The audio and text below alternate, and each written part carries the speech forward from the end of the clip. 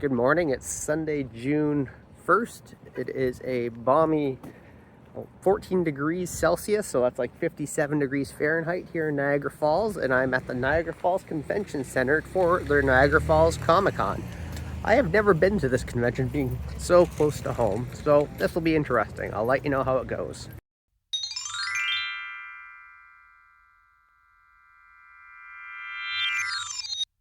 And after an hour and a half of wandering there, and the last half hour was wandering a little aimlessly, I'm done. It was a pretty quick and easy convention for comic book collectors.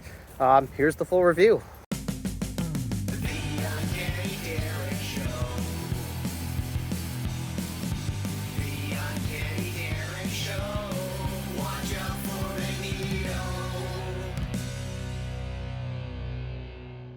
What's going on, collectors? So I just came back from the Niagara Falls Comic Con, and it was okay. It was my first time at this con. It has been around since 2011, and it is really just right around the corner from me. It's a short drive over, and I've never been. This is my first time going in its existence.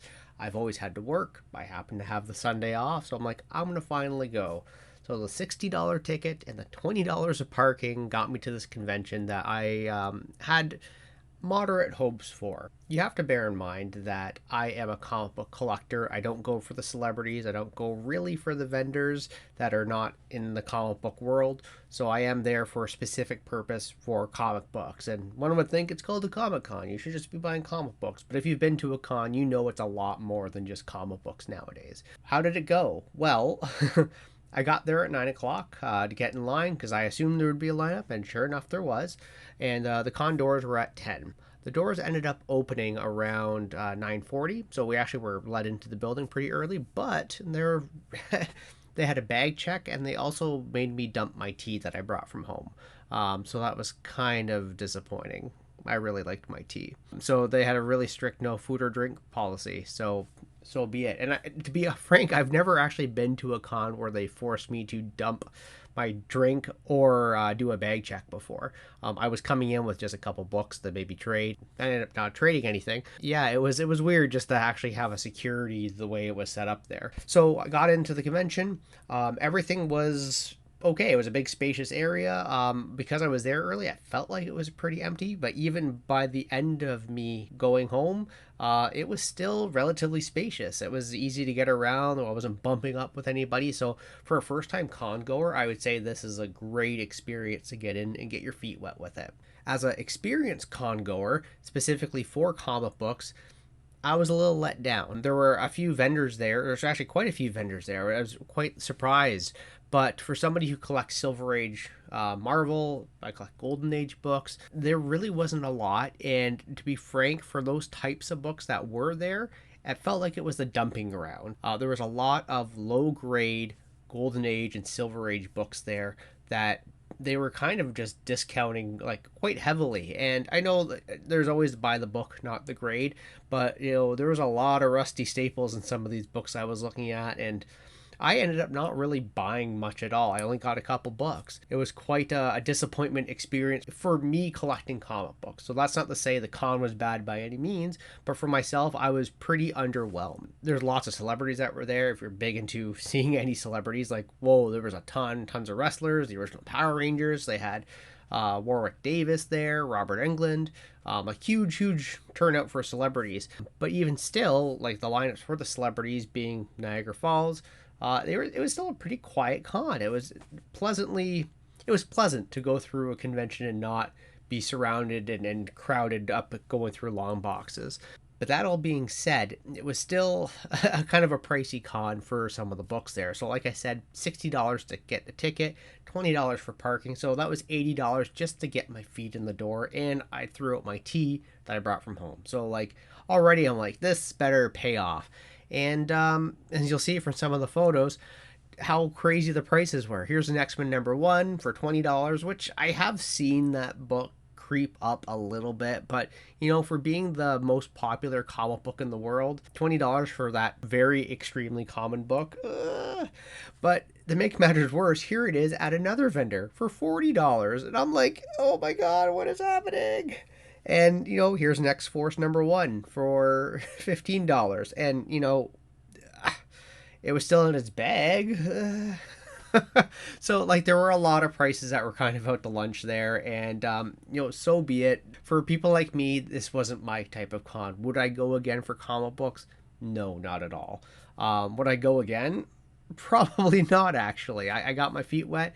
I can say safely that as a comic book collector, I haven't missed anything in the past 15-ish years that this con has been going around for. So, what did I pick up? It was very little, actually. I only grabbed really two books. One is Man-Thing Volume 2, Number 1, Newsstand Edition. This is probably 8.5 in terms of the grading. Just really cool cover, of course. It's not the Volume 1. I've always liked the Volume 1 cover. Here, I'll throw it up. But yeah, the Volume 2 version of Man-Thing was fantastic to find there. It had the date stamp on it too, which is always a fun... I just love any books with date stamps. Just it gives me a little bit more of that. I'm more close to the history of the book. September 7th, 1979, it says on here. So real great. Everything's intact with this guy. And the other big book that I got, I wasn't ever like... I don't actively go looking for this book. But when Gore Shriek number 1, that is, I actually, looking through this is easily 9/8 category. Like, this is a clean black cover. There's a slight bend, and it's not going to show up, but there's a slight non-color breaking bend on the spine here that could be probably pressed out. This is a 9/8 version of Gore Shriek. And so what is Gore Shriek, Derek? What is this all about?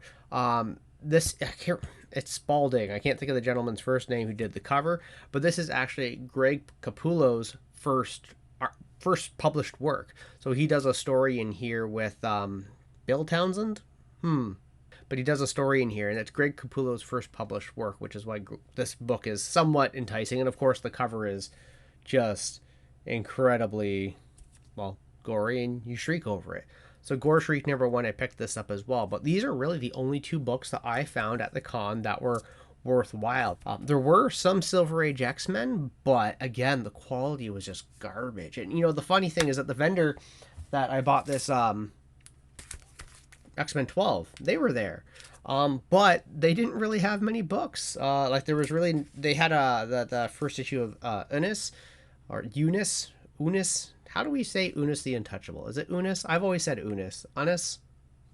But everything else was just really So my other biggest qualm, if there really is one, like I feel like I'm nitpicking at this point, is that there was no real coherent organization of the floor grounds. Comic books were literally all over the convention. I mean, maybe that's a good thing for people like me to actually, have to go around and find the convention, like the books everywhere around the convention. So it got me everywhere.